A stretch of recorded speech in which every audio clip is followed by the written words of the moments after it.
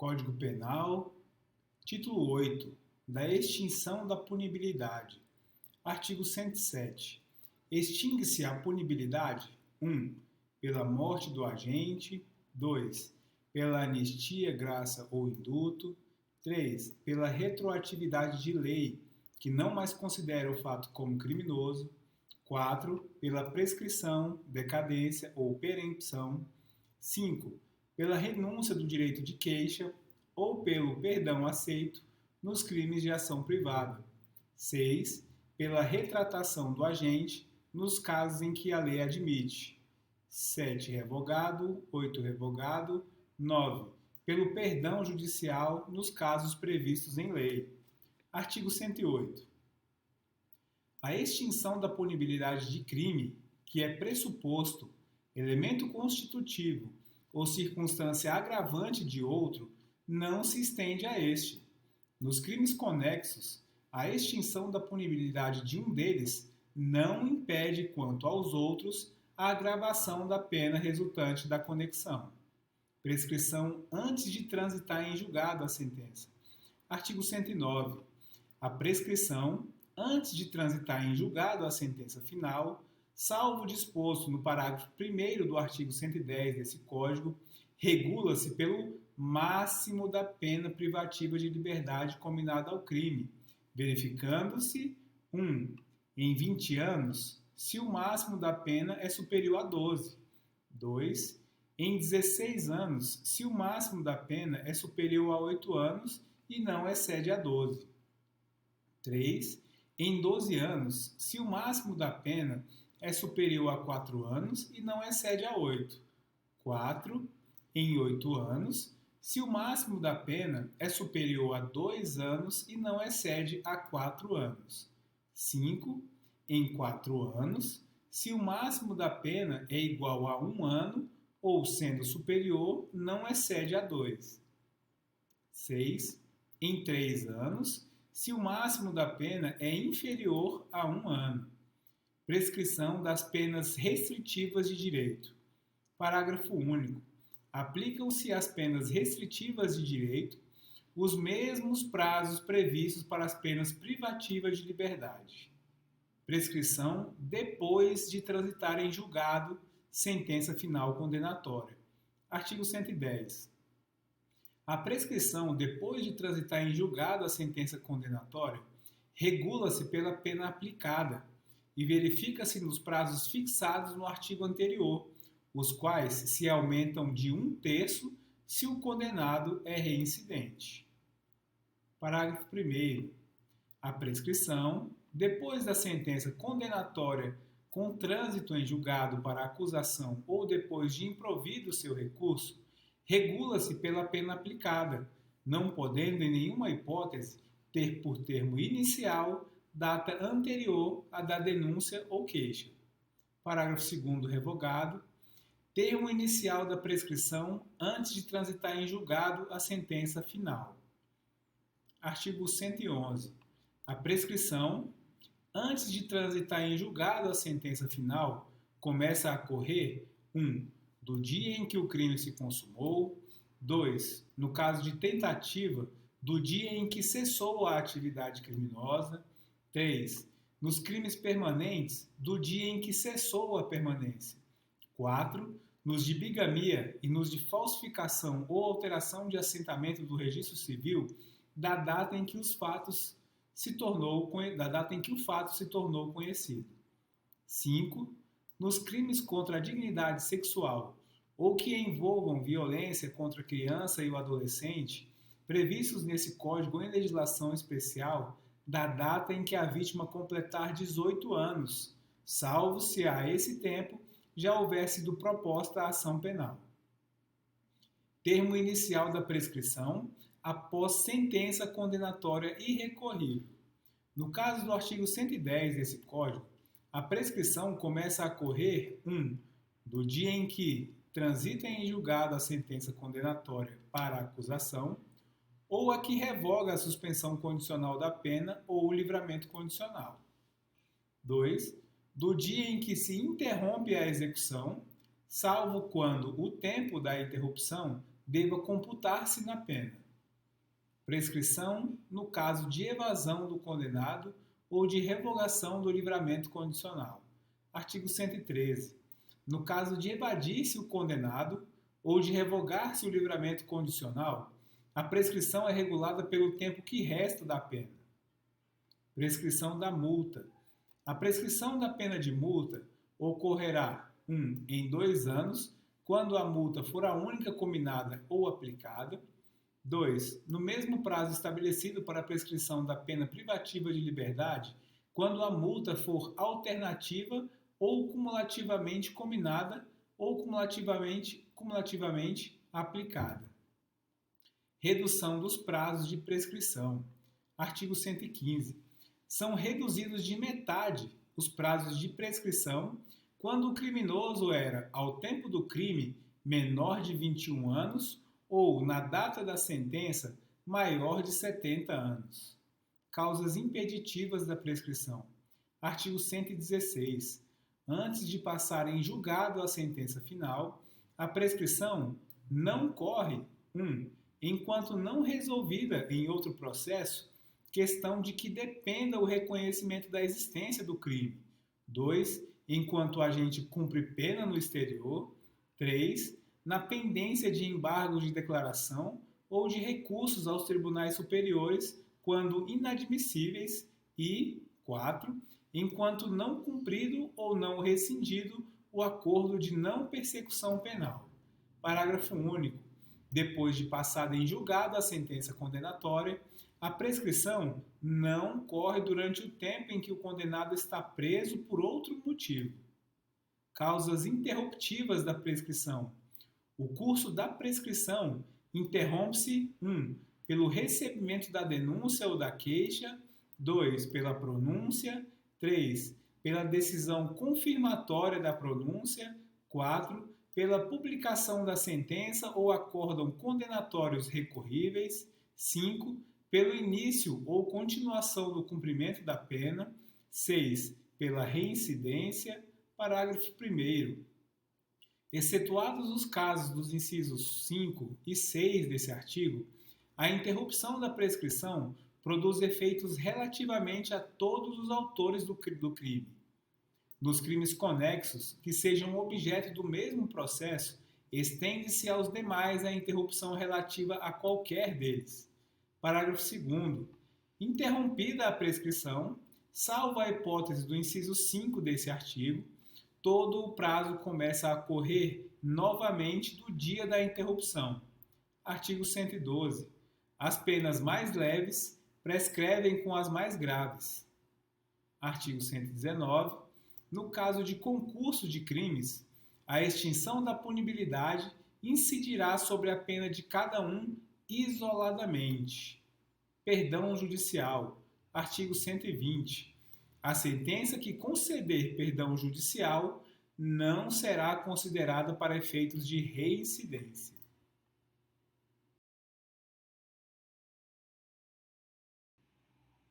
Código de Processo Penal, capítulo 4, do conflito de jurisdição, artigo 113. As questões atinentes à competência resolver-se-ão não só pela exceção própria, como também pelo conflito positivo ou negativo de jurisdição. Artigo 114. Haverá conflito de jurisdição 1. Quando duas ou mais autoridades judiciárias se considerarem competentes ou incompetentes para conhecer do mesmo fato criminoso. Inciso 2º. Quando entre elas surgir controvérsia sobre unidade de juízo, junção ou separação de processos. Artigo 115. O conflito poderá ser suscitado 1. Pela parte interessada, 2. Pelos órgãos do Ministério Público junto a qualquer dos juízos em dissídio, 3.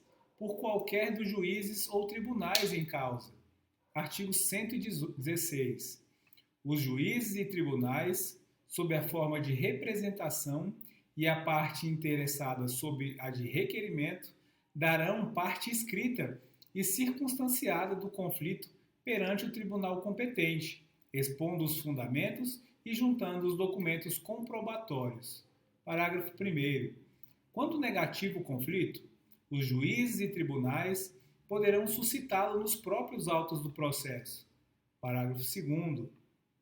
Distribuído o feito, se o conflito for positivo, o relator poderá determinar imediatamente que se suspenda o andamento do processo. Parágrafo 3º. Expedida ou não a ordem de suspensão, o relator requisitará informações a autoridades em conflito, remetendo-lhes cópia do requerimento ou representação. Parágrafo 4º. As informações serão prestadas no prazo marcado pelo relator. Parágrafo 5º. Recebidas as informações e depois de ouvido o Procurador-Geral, o conflito será decidido na primeira sessão, salvo se a instrução do feito depender de diligência. Parágrafo 6º. Proferida a decisão, as cópias necessárias serão remetidas para sua execução às autoridades contra as quais tiver sido levantado o conflito ou que o houverem suscitado. Artigo 117. O Supremo Tribunal Federal, mediante avocatória, restabelecerá a sua jurisdição, sempre que exercida por qualquer dos juízes ou tribunais inferiores. Capítulo 5. Da restituição das coisas apreendidas. Artigo 118. Antes de transitar em julgado a sentença final, as coisas apreendidas não poderão ser restituídas enquanto interessarem ao processo. Artigo 119. As coisas a que se referem os artigos 74 e 100 do Código Penal não poderão ser restituídas, mesmo depois de transitar em julgado a sentença final, salvo se pertencerem ao lesado ou a terceiro de boa-fé. Artigo 120. A restituição, quando cabível, poderá ser ordenada pela autoridade policial ou juiz, mediante termo nos autos, desde que não exista dúvida quanto ao direito do reclamante. Parágrafo 1º. Se duvidoso esse direito, o pedido de restituição autuar-se-á em apartado, assinando-se ao requerente o prazo de 5 dias para a prova. Em tal caso, só o juiz criminal poderá decidir o incidente. Parágrafo 2º. O incidente autuar-se-á também em apartado, e só a autoridade judicial o resolverá se as coisas forem apreendidas em poder de terceiro de boa-fé, que será intimado para alegar e provar o seu direito em prazo igual e sucessivo ao do reclamante, tendo um e outro 2 dias para arrazoar. Parágrafo 3º. Sobre o pedido de restituição, será sempre ouvido o Ministério Público. Parágrafo 4º.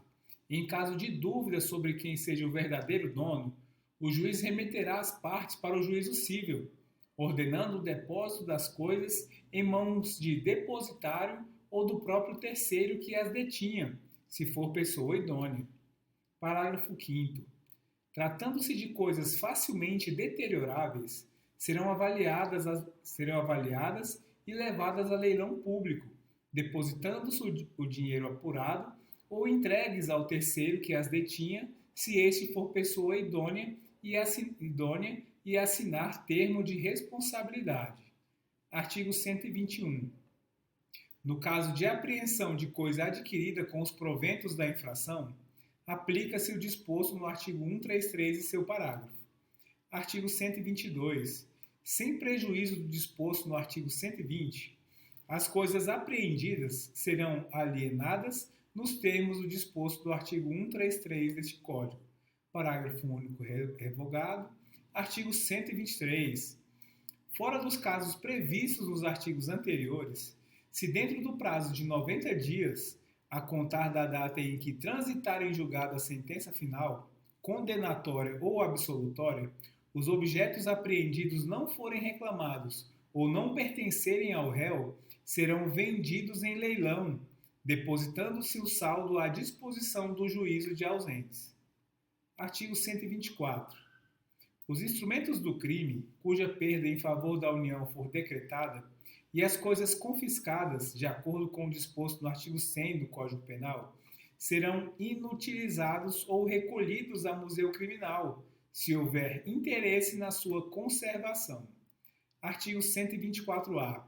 Na hipótese de decretação de perdimento de obras de arte ou de outros bens de relevante valor cultural ou artístico, se o crime não tiver vítima determinada, poderá haver destinação dos bens a museus públicos.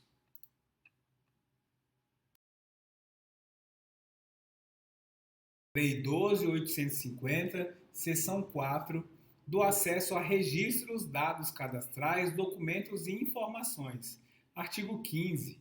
O delegado de polícia e o Ministério Público terão acesso, independentemente de autorização judicial, apenas aos dados cadastrais do investigado que informem exclusivamente a qualificação pessoal, a filiação e o endereço mantidos pela Justiça Eleitoral, empresas telefônicas, instituições financeiras, provedores de internet e administradoras de cartão de crédito. Artigo 116. As empresas de transporte possibilitarão, pelo prazo de 5 anos, acesso direto e permanente do juiz, do Ministério Público ou do delegado de polícia aos bancos de dados de reservas e registro de viagens. Artigo 17. As concessionárias de telefonia fixa ou móvel manterão, pelo prazo de 5 anos, à disposição das autoridades mencionadas no artigo 15, registros de identificação dos números dos terminais de origem e de destino das ligações telefônicas internacionais, interurbanas e locais. Seção 5. Dos crimes ocorridos na investigação e na obtenção da prova. Artigo 18. Revelar a identidade, fotografar ou filmar o colaborador sem sua prévia autorização por escrito, pena, reclusão de 1 a 3 anos e multa. Artigo 19. Imputar falsamente, sob pretexto de colaboração com a Justiça, a prática de infração penal à pessoa que sabe ser inocente ou revelar informações sobre a estrutura de organização criminosa que sabe inverídicas, pena, reclusão de 1 a 4 anos e multa. Artigo 20. Descumprir determinação de sigilo das investigações que envolvam a ação controlada e a infiltração de agentes, pena, reclusão de 1 a 4 anos e multa. Artigo 21. Recusar ou omitir dados cadastrais, registros, documentos e informações requisitadas pelo juiz, Ministério Público ou delegado de polícia no curso de investigação ou do processo. Pena, reclusão de 6 meses a 2 anos e multa. Parágrafo único. Na mesma pena incorre quem, de forma indevida, se apossa, propala, divulga ou faz uso dos dados cadastrais de que trata essa lei. Capítulo 3. Disposições finais. Os crimes previstos nesta lei e as infrações penais conexas serão apurados mediante procedimento ordinário, previsto no Decreto-Lei 3689 de 41, Código de Processo Penal, observado o disposto no parágrafo único desse artigo. Parágrafo único. A instauração criminal deverá ser encerrada em prazo razoável, o que não poderá exceder a 120 dias quando o réu estiver preso, prorrogáveis em até igual período por decisão fundamentada, devidamente motivada pela complexidade da causa ou por fato procrastinatório atribuído ao réu. Artigo 23. O sigilo da investigação poderá ser decretado pela autoridade judicial competente, para garantir a celeridade e da eficácia das diligências investigatórias, assegurando-se ao defensor, no interesse do representado, amplo acesso aos elementos de prova que digam respeito ao exercício do direito de defesa, devidamente precedido de autorização judicial, ressalvados os referentes às diligências em andamento. Parágrafo único. Determinado o depoimento do investigado, seu defensor terá assegurada a prévia vista dos autos, ainda que classificados como sigilosos, no prazo mínimo de 3 dias que antecedem ao ato, podendo ser ampliado a critério da autoridade responsável pela investigação. Artigo 24. O artigo 288 do Decreto-Lei 2848 de 1940, Código Penal, passa a vigorar com a seguinte redação: associação criminosa. Artigo 288. Associarem-se 3 ou mais pessoas com o fim específico de cometer crimes. Pena, reclusão de 1 a 3 anos. Parágrafo único. A pena aumenta-se até a metade se a associação é armada ou se houver participação de criança ou adolescente. Artigo 25. O artigo 342 do Decreto-Lei 2848 de 1940, Código Penal, passa a vigorar com a seguinte redação: pena, reclusão de 2 a 4 anos e multa. Artigo 26. Revoga-se a Lei 9.034 de 95. Artigo 27. Esta lei entra em vigor após decorridos 45 dias de sua publicação oficial.